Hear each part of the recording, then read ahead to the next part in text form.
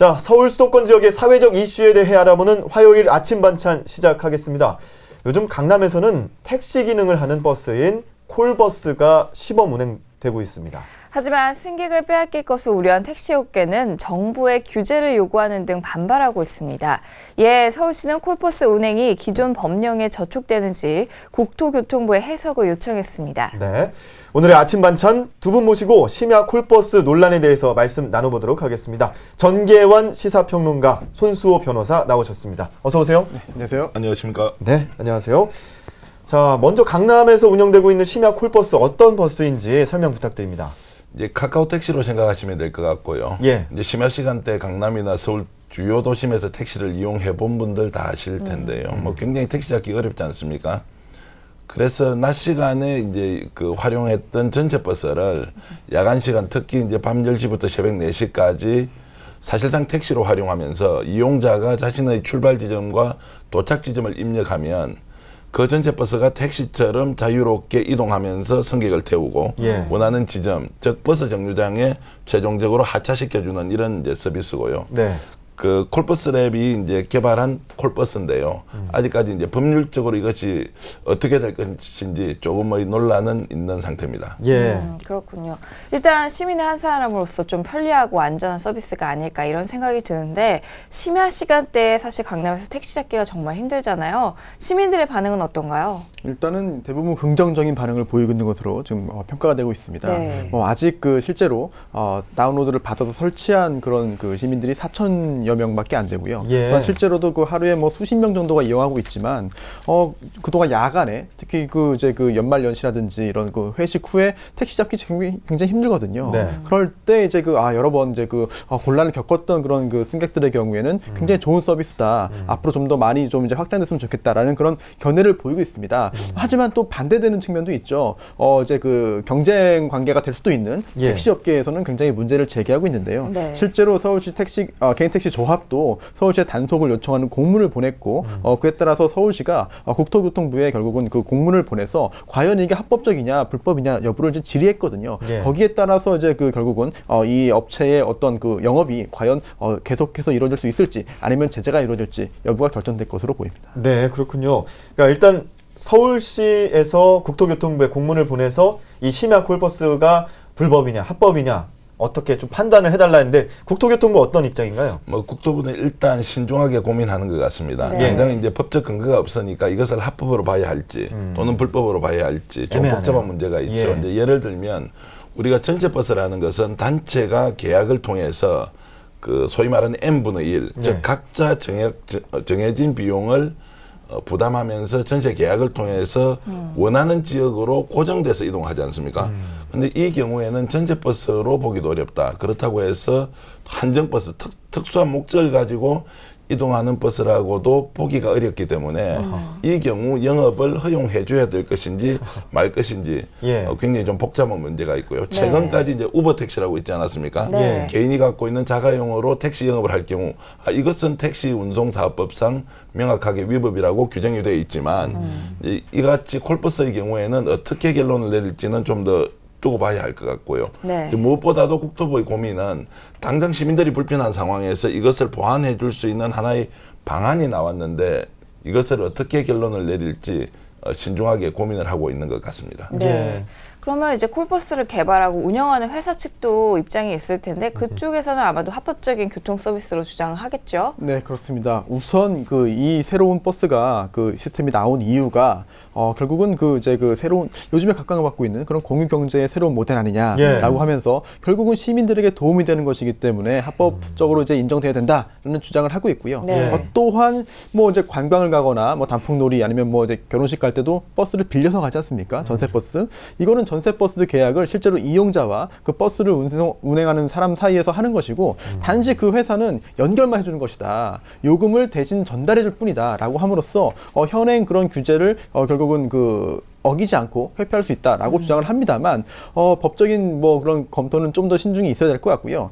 지금 현재 법이 있습니다. 이제 그 여객자동차 운수 사업법이 있는데요. 네. 그 법에 따르면 이제 노선을 정해서 하거나 아니면 구간을 정해서 하거나 아니면 이제 수요에 그 충당해가지고 이제 그 영업을 운수 사업을 할 수 있는데요. 과연 이 영업이 결국 단순한 전세 사업인지 전세 버스인지 아니면은 실질적인 그런 운수 사업을 하는 것인지 그 여부에 따라서 결국은 이 사업에 대한 평가가 달라질 것으로 생각됩니다. 아, 그렇군요.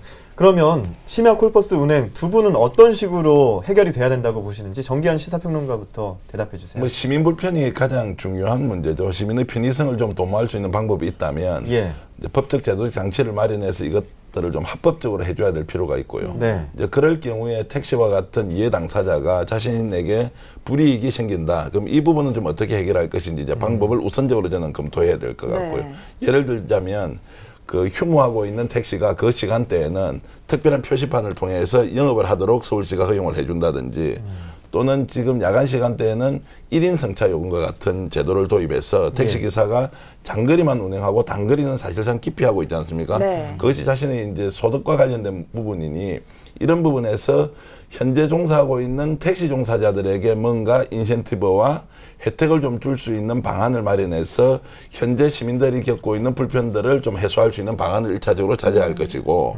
또 이제 콜버스처럼 이렇게 만든 일종의 창조 경제가 가능한 새로운 영역의 시장을 구축한 또 사업자에게는 또 그들이 이 시장에서 적극적으로 활동할 수 있는 공간을 마련해 주는 것도 필요하다. 그래서 양자택일의 문제가 아니라 양자를 보완해서 좀 더 효율적인 방법, 최종적으로는 시민의 불편을 줄이는 방안으로 협의를 좀 더 진행하는 것이 옳다고 생각합니다. 예, 무엇보다 시민 편의가 우선돼야 된다라는 게 평론가님의 얘기고요. 손수호 변호사는 법조계 네. 계신데 여기에 대해서 네. 결론을 낸다면 어떻게 될 수 있을까요? 사실 뭐 제가 법조계에 있습니다만 굉장히 편해 보이기 때문에 좋은 서비스인 것 같습니다.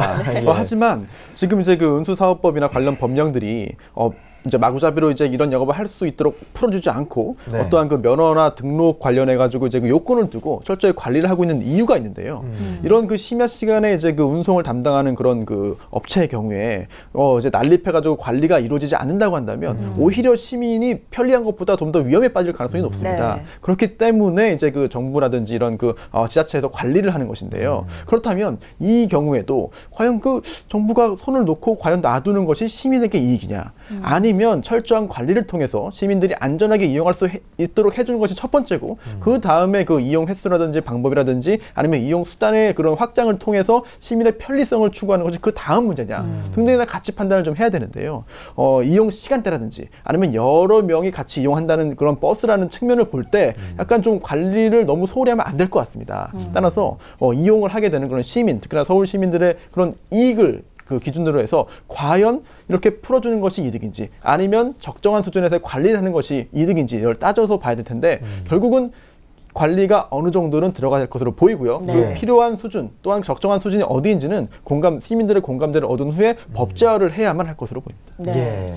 이렇게 심야 콜버스 논란에 이어서 이번에는 서울 버스 감독 강화에 대한 내용을 좀 짚어보도록 하겠는데요. 새해 서울시의회 조례 발의 제1호가 더불어민주당 김용석 의원이 발의한 버스 중공영제 개혁 조례로 나타났죠. 네. 서울시의회가 시내버스 관리 감독을 강화하는 방안을 추진해서 방만 운영 관행이 개선될지 주목이 되는데요. 먼저 개정안 내용 설명 부탁드릴게요. 이제 이 문제가 어제 오늘 일이 아니고요. 뭐 지속적으로 제기되는 문제인데 역시 이제 관리가 잘 되지 않았다는 것에 대해서 이번에 이제 조례안을 발의하면서 이제 감독 기능을 좀 더 강화하자 뭐 이런 것이 일단 주요 골자인 것 같습니다. 예. 이제 감독 기능 내용으로 보면 결국 그 버스 회사의 투명성을 어떻게 확보할 것이냐. 뭐 투명성이 대표적인 이제 사례로 버스 기사 채용 과정에서 여러 가지 비리가 이제 벌어졌고요. 이제 이런 것들을 좀 해소하기 위해서 좀 더 투명한 제도가 필요하다. 이제 이런 것이고요. 네. 네. 특히 이제 시민들의 공분을 사고 있는 부분이 지금 현재 임원의 인건비가 과다하다.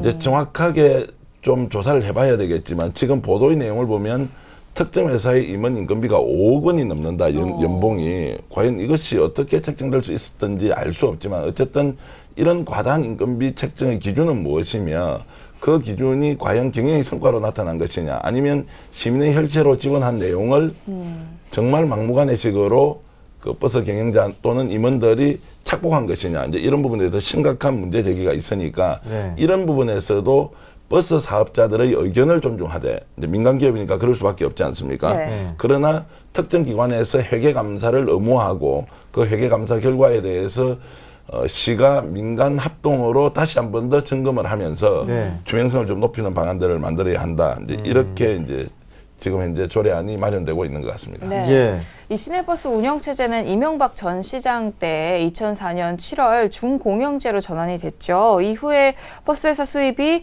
운송 비용에 못 미치니까 그 차액을 시가 지원을 하게 됐는데요.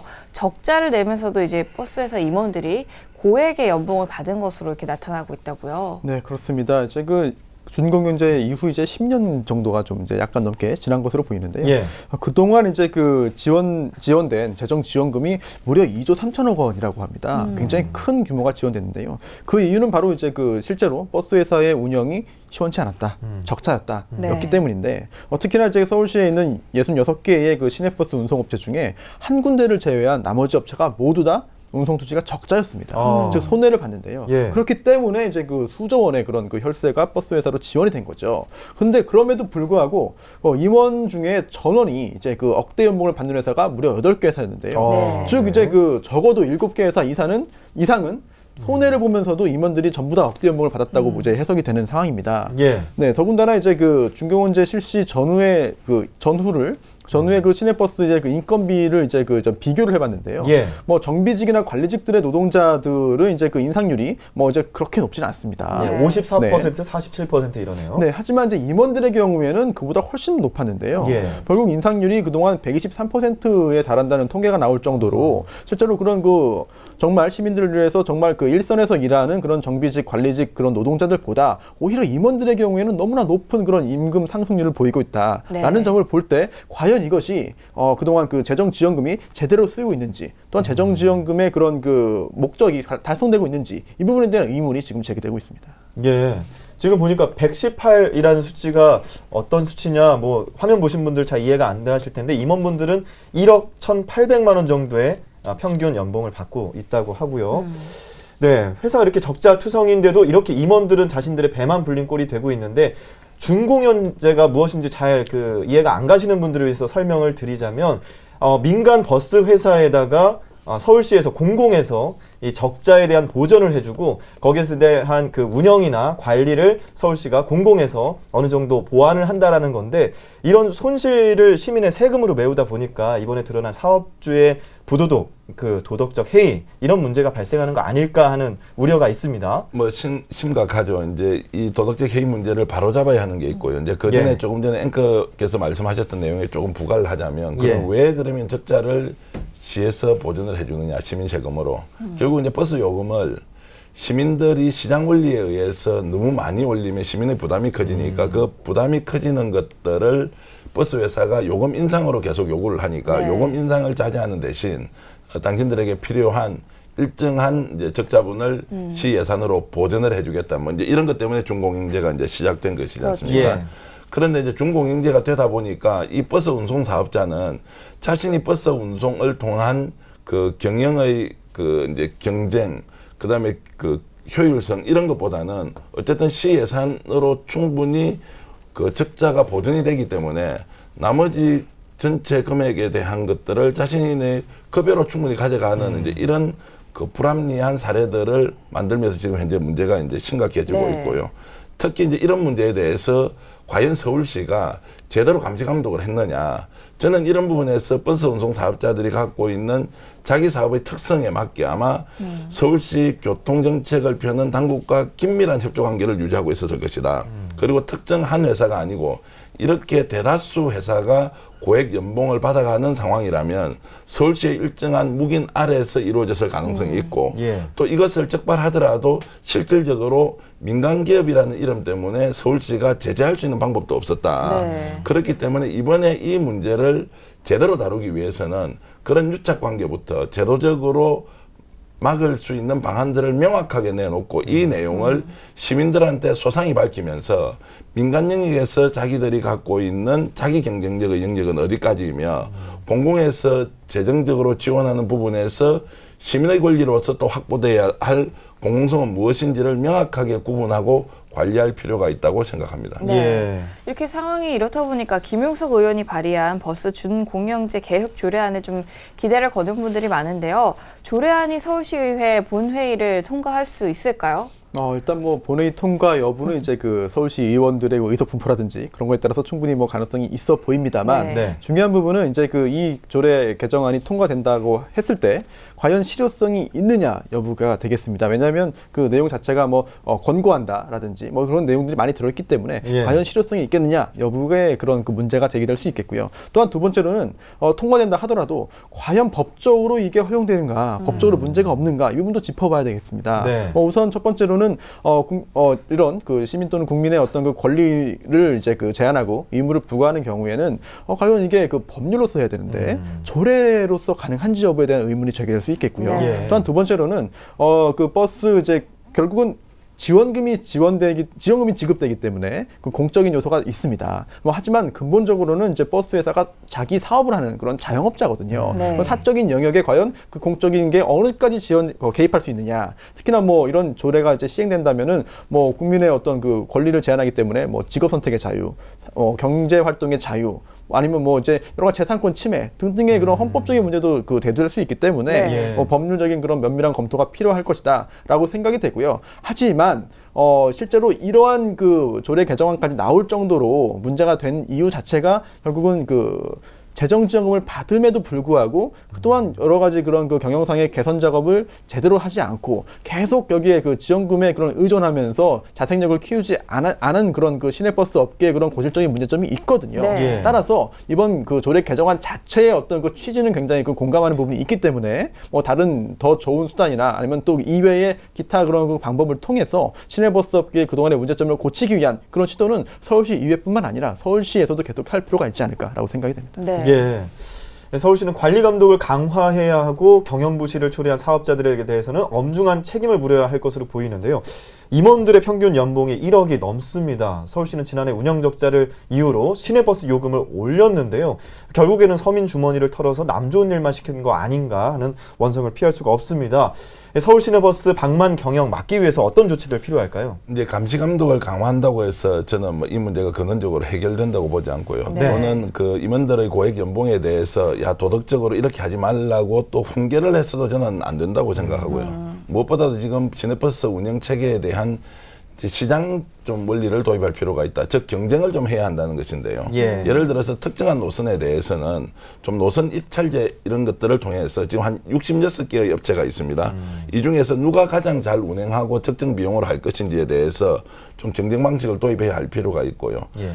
서울시도 지금 현재 검토하고 있지만 완전 공영제 특정 노선에 대해서는 민간의 위탁에서 예산을 지원하는 방식이 아니라 서울시 예산으로 완전히 100% 공영제로 운영을 해보고 그 내용의 결과를 민간과 지금 이제 공영이 그 중간에 서 있는 중공영제도 업체에 대해서 같이 활용하면서 적용하고 거기에서 시장 원리와 효율의 원리, 거기에서 서비스의 질을 좀 더 개선할 수 있는 방안들을 찾는다면 지금 현재 감시 강도 강화나 사업주들의 좀 도덕적 책무를 강화시키는 방향으로 하는 것보다는 네. 훨씬 더 시장에서 자연스럽게 좀 구조조정이나 경쟁관계가 형성될 수 있다 이런 생각을 해봅니다. 네. 네. 네, 이게 그 시내버스가 여러 가지 그 대중교통 수단 중에서도 또 가장 또 대중적인 교통 수단이거든요. 그렇죠. 따라서 이제 그 결국은 시민의 발 역할을 지금 톡톡히 하고 있는데요. 또 앞으로도 더 해야 됩니다. 그런데 이런 그 시내버스와 관련해 가지고 근본적으로 그 경영을 하고 운영을 하고 사기업이 지금 운영을 하고 있습니다. 예. 그런 부분이 좀 문제가 되고 있는 것으로 보이고요. 따라서 조금 약간 좀 너무 좀 급진적으로 볼 수도 있겠습니다만 적자가 지속돼서 계속해서 그런 재정 지원금을 투입했음에도 불구하고 개선되지 않는 경우에는 그 해당 회사의 그런 면허 자체를 계속 어디까지 인정해 줄 것이냐. 네. 그 부분이 좀 문제가 있습니다. 따라서 그러한 경우에 순차적으로 계속해서 적자가 발생한다고 하고 개선이 안 됐을 경우에는 그 부분에 있어서는 순차적으로 이제 완전 공영제를 실시를 해서 예. 오히려 이제 그 사기업의 그런 그 사적인 영역에서 공적인 영역으로 조금씩 버스 그런 그 관련된 부분을 옮겨온다면은 장기적으로 볼 때 그런 그 시민의 그런 그 가장 그 운송 아니면 이동권과 관련된 부분은 사적인 영역보다는 그런 공적인 영역, 정부 또는 그 지자체에서 관리하는 쪽으로 가는 것이 맞는 부분이 아닐까라는 개인적인 생각을 하고 있습니다. 네. 예. 오늘 화요일 아침 반찬 심야 콜버스와 버스 준공영제 개혁 조례에 대한 전계환 시사평론가와 손수호 변호사의 의견을 들어봤습니다. 오늘 도움 말씀 고맙습니다. 고맙습니다.